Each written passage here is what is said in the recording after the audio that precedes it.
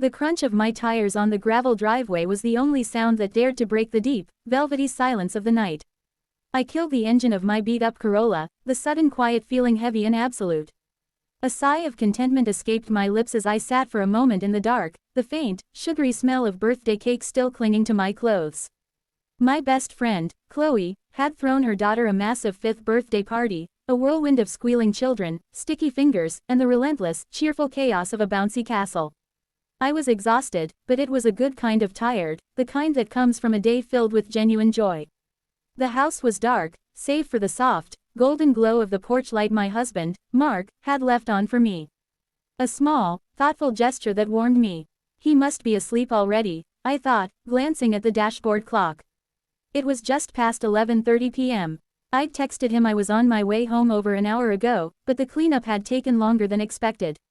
I slipped out of the car, my heels clicking softly on the pavement before I decided to carry them, preferring the cool feel of the concrete on my bare feet. The air was crisp, a typical late spring night in our quiet suburban Ohio neighborhood. Most houses were dark, their inhabitants long since surrendered to sleep. It was peaceful, it was the kind of peace we'd worked so hard to build. I let myself in through the front door as quietly as I could, the familiar creak of the hinge a sound I knew by heart. I dropped my keys into the ceramic bowl on the entryway table, a bowl we'd bought on our honeymoon in Mexico, and paused, listening.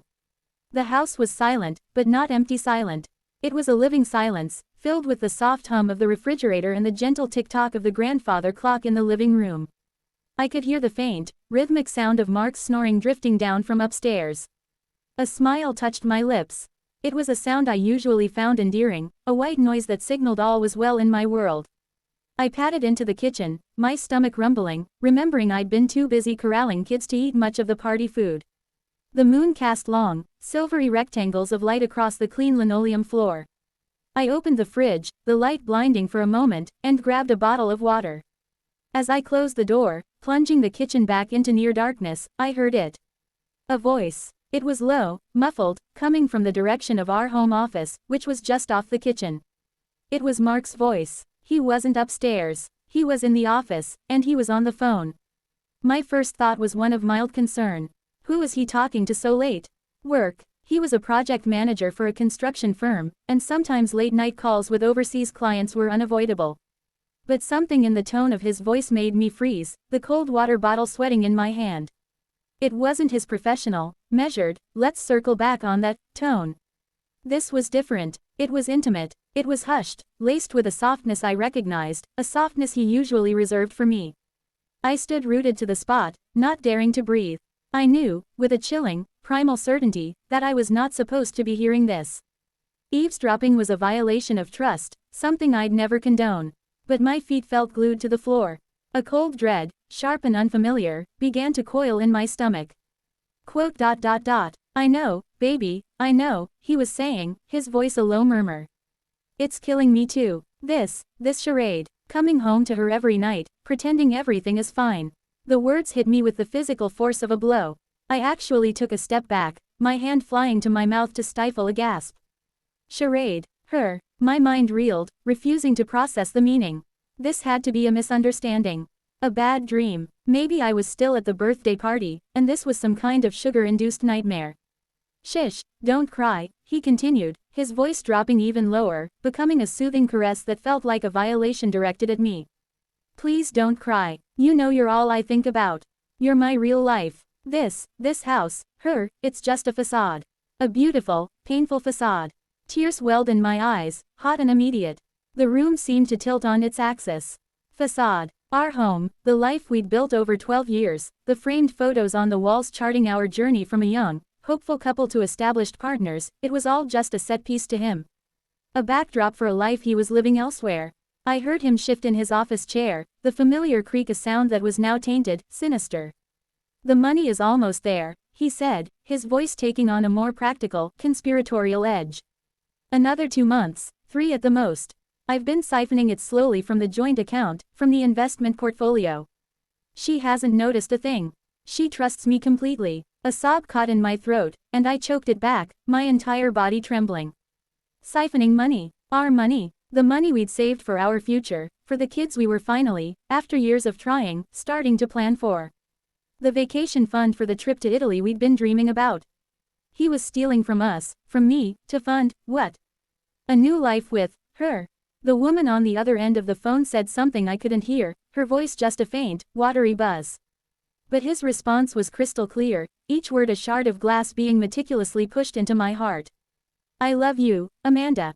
More than anything. This waiting is hell, but it's almost over. I promise. We'll be together soon. Just hold on. Amanda. The name echoed in the silent, moonlit kitchen, a name I knew. Amanda was his new assistant, the one he'd hired 6 months ago. The one he'd spoken so highly of, a real go-getter, incredibly efficient, a breath of fresh air for the team. I'd even met her at the company Christmas party. She was young, pretty, with a bright, easy laugh. I'd felt a flicker of something then, a tiny, stupid pang of insecurity that I'd immediately brushed aside. I trust Mark, I'd told myself. We're solid. How foolish I had been. The conversation continued, but I couldn't listen anymore. The words blurred into a painful hum of betrayal, of plans and promises that systematically dismantled my reality. I felt like a ghost in my own home, invisible, my entire existence being casually erased in a late-night phone call. I had to get out. I couldn't let him find me here, a statue of shattered trust in the dark. Moving on pure, panicked instinct, I backed away slowly, my bare feet making no sound on the floor. I retreated through the living room, back to the front door. I carefully, silently, turned the knob and slipped outside, pulling the door shut without a sound. The cool night air hit me, but it did nothing to soothe the fire raging inside me.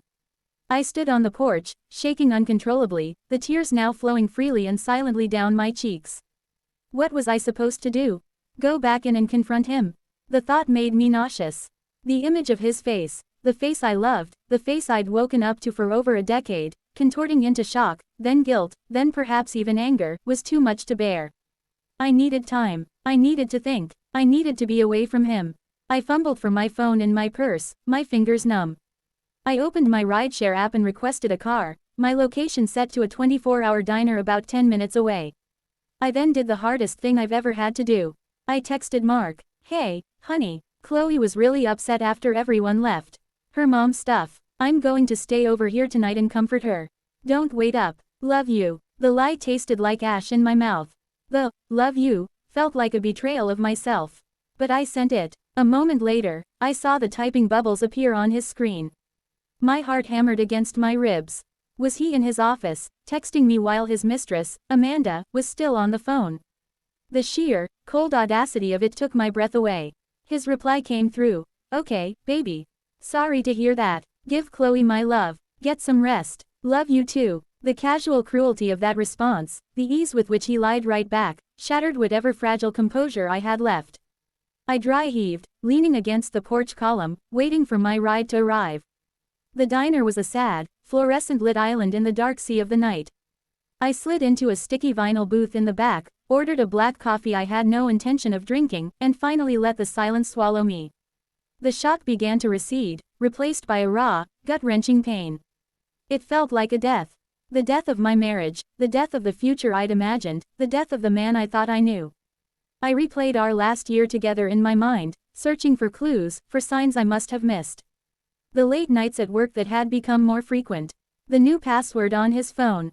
The slight distance I'd sometimes felt, which I'd attributed to stress.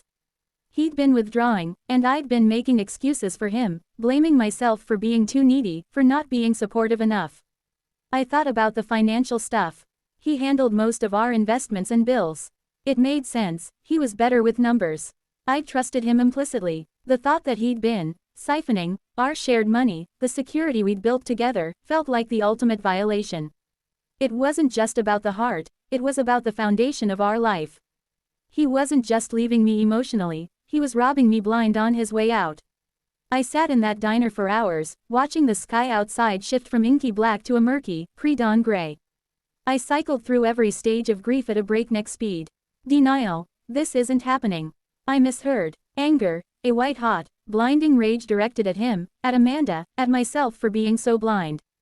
Bargaining. If I just be better, if I just confront him, maybe we can fix this. Depression. A heavy, suffocating blanket of despair that made it hard to breathe. And finally, a cold, sharp, crystallizing acceptance. This was real. My husband was a stranger. He had a parallel life, and he was planning to abandon ours in a matter of months, leaving me financially and emotionally devastated. When the sun finally rose, casting a weak, apologetic light over the parking lot, I knew what I had to do. I couldn't fall apart. Not yet. He thought he had time. He thought I was clueless and trusting. That was my only advantage. I paid for my untouched coffee and took a deep, shuddering breath. The scared, heartbroken wife was still there, screaming inside me. But on top of her, a new persona was forming, a strategist. A survivor. I went home as the neighborhood was beginning to stir. Mark was in the kitchen, making coffee. He looked up as I walked in, his face a perfect mask of concerned husband. "Hey, you're back early. How's Chloe?" he asked, his voice dripping with a false sincerity that made my skin crawl. He looked the same. He had the same kind eyes, the same slight stubble on his chin, the same way of standing with his weight on one hip. But I saw him differently now. I saw the liar, the thief, the actor. "She's okay," I said, my voice surprisingly steady. I forced a tired smile. "Just needed a friend." It was a long night. I was acting now, too. We were two performers on a stage he didn't know was about to collapse. "I bet," he said, coming over and pulling me into a hug.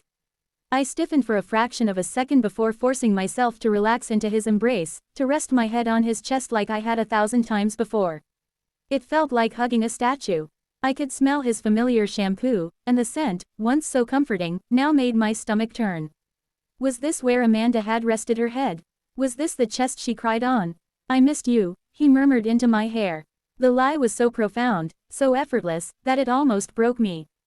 But I held on. I leaned back and looked up at him, keeping my gaze soft, my expression weary. "I missed you too," I lied back. "I'm just going to go take a quick shower. I feel gross." "Okay, honey," he said, planting a soft kiss on my forehead. As I walked away, towards the bathroom, I could feel his eyes on my back.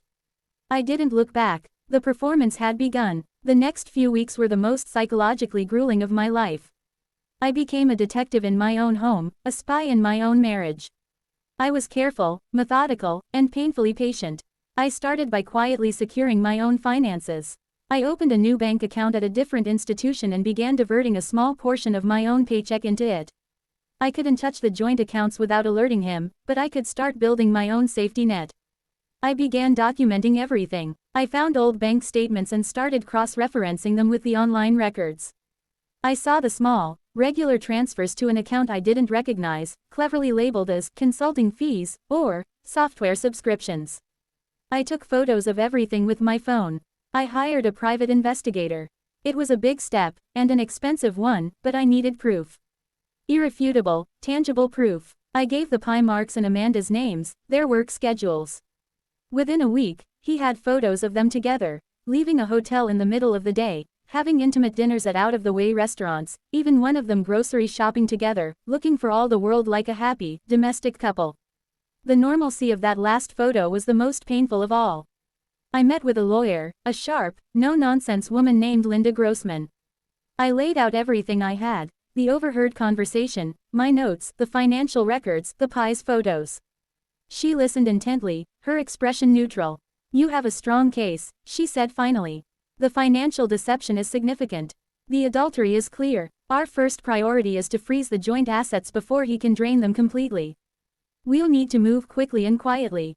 She outlined a plan. We would prepare all the paperwork for a divorce filing, including a motion for a temporary restraining order to prevent Mark from accessing or moving any of our marital assets. We would serve him at his office, a move designed to maximize shock and minimize his ability to react impulsively. The day we decided to act felt like the day of a military operation.